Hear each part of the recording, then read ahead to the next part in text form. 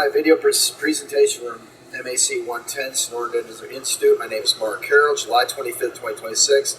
And today I will present Machine Shop Safety, Applied Metallurgy, Professional Fire and Finishes. This presentation is structured into three core parts: personnel and shop safety protocols, material hardness problem solving, and applied finishes with business calculations. There is no ammunition in the workspace. The rifle is on safe, bolt locked to the rear, visual confirmation of no ammunition in the chamber, none in the magazine. The weapon is for backdrop purposes only and will not be manipulated.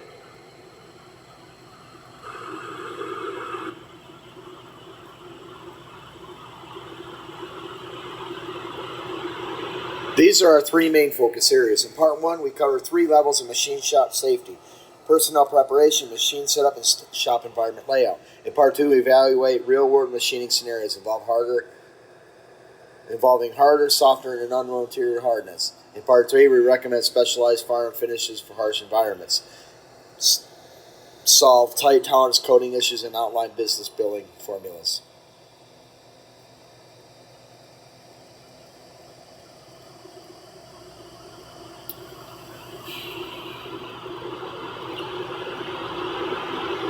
We begin part one by examining shop safety protocols operating machinery like manual lathes, vertical mills, and bench grinders, and gunsmithing requiring an unyielding commitment to safety.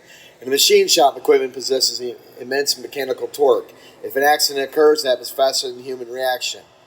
Therefore, safety relies on proactive prevention across three levels. We begin part one.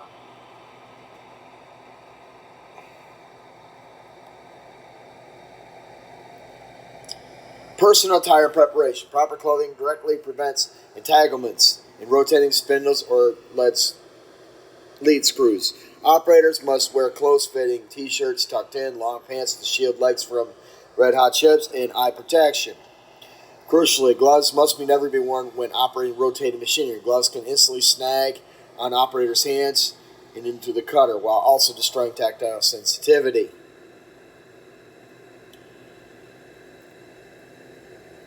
Personal grooming and mental focus are equally critical. Long hair and long beards pose severe entanglement hazards. Long hair can easily catch in a rotating lathe, chuck, and rip from the scalp. Hair must be tied back and secured under a hat or net, and beards contained with a beard net. Furthermore, mental readiness is in paramount. Fatigue, stress, or any substance impairment destroys concentration, leading to catastrophic accidents. In any workshop environment, setting an exemplary safety standard protects both yourself and junior gunsmiths who learn by observation. If you shortcut safety procedures, novices will replicate those bad habits. As SDI notes, your eyes and hands are your primary gunsmithing assets. A split-second distraction can permanently compromise your trade capabilities.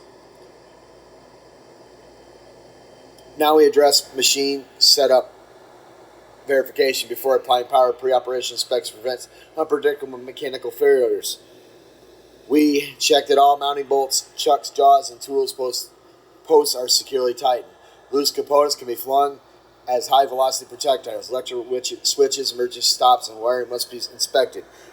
Finally, work pieces must be clamped methodically to ensure zero slipping under cutting forces. Machine guards and safety interlock. Machine guards such as lathes, chucks, shields, and belt guards shield the operator from flying hot chips and coolant splashes while preventing accidental body contact. Removing a biped guard creates extreme risk not only for the operator but for their bystanders walking past who might inadvertently bump into the moving components. Modifying or bipeding safeties also avoids manufacturer warranties. Familiar versus unfamiliar equipment. Operating a newer, unfamiliar machine requires reading the operator's manual, conducting a complete control check before applying power. SDI compares this to test drive on an unfamiliar car. You identify control locations and test responsiveness before hitting high speeds. Once proficiency is mastered, the gunsmith can safely pass this operational knowledge to the colleagues. Shop layout and spatial design. Ideal shop architecture allows 360-degree access to machinery for operation, cleaning, and maintenance.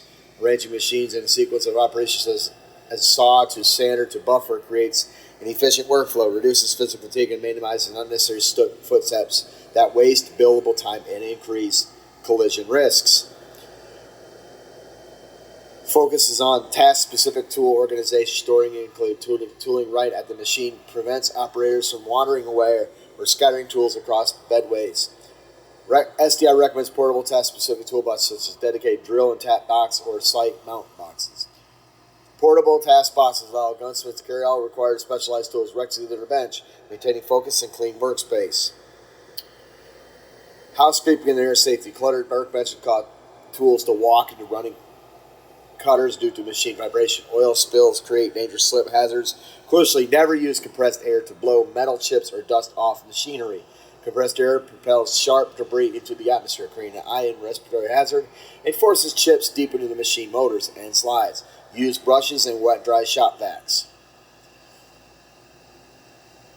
5 essential pillars of shop ventilation. Gunsmith processes like hot bluing, percorizing, Cerakote, spraying, and solvent degreasing emit hazardous fumes and flammable vapors. Proper exhaust ventilation protects respiratory health, prevents explosive vapor buildup, ensures smooth, dust-free firearm finishes, regulates shop ambient temperature, and guarantees compliance with OSHA standards. We now transfer to working with the various materials applied in metallurgy. Firearms utilize a vast range of materials, from carbon steel and stainless alloys to aluminum, titanium, composites, and polymers. Selecting cutting speeds, feeds, tooling requires understanding tensile strength, yield strength, ductile, and work hardening. We will evaluate 3 practical shop scenarios. Encountering material which harder than expected, such as a fully heat-treated 4140 chromoly or age-hardened 17.4 pH stainless steel, up to 45 HRC. Symptoms include high cutting resistance, chatter, excessive heat, and instant tool dulling. To that, the machinist must reduce spindle speed, surface feet per minute, adjust feed rates, and switch from high-speed steel HSS to carbide tooling. We dive deeper into hard material metallurgy. Harder alloys generate immense localized heat. Utilizing coated carbide tools such as aluminum titanium nitride allows tools to withstand elevated temperatures. Heavy flood coolant is essential to evacuate heat and prevent thermal shock. Machinists must maintain positive feed to prevent dwell, which causes work hardening, a state where external forces displace atomic structure, hardening the surface further and ruining the tooling. Encountering material which much softer than it is, such as annealed brass, annealed copper, or aluminum 61T6 aluminum. While soft metals cut easily, they present distinct challenges. High ductile causes gummy cutting, built-up edge built-up edge on tool tips, long synergy chips, surface tearing, and workspace distortions under clamping pressure. We outline strategies for machining soft materials. First, use high spindle speeds with sharp, high-rate cutting tools featuring polished flutes to prevent material welding.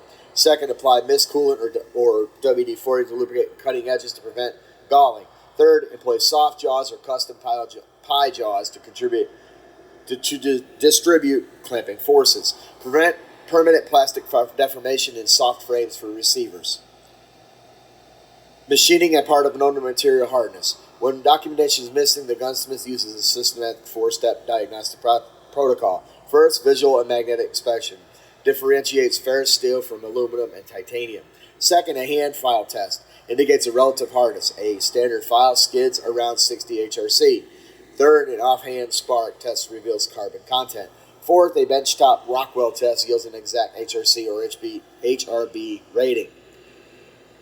Conservative machinery parameters for unknown materials. As shown in the table, when materials properties are unverified, begin at 50% of standard HSS, cutting speeds with a light depth of cut, 0.010 to 0.015 inches in a manual hand feed. Observe chip formation, color, and spindle load monitor. If the chips are light and clean without tool chatter, incrementally adjust feeds and speeds upward towards optimal rates.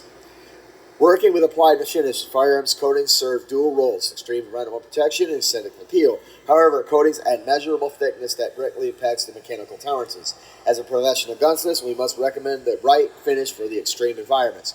Manage post-coating fitment, and transparently calculate shop billing. Customer consultation scenario. A firearm for an Alaskan expedition is harsh, wet, sub-zero conditions. Traditional hot bluing or browning is unacceptable because iron oxide offers minimal rust protection in salt marsh humidity. I recommend polymer ceramic coatings, Cerakote or ferritic nitrocarburizing tenifer melanonite.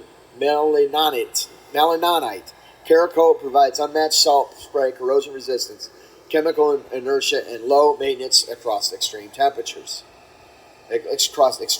Swings. Problem-solving scenario. Reassembling a custom 1911 with match grade tight tolerances after ceramic coating.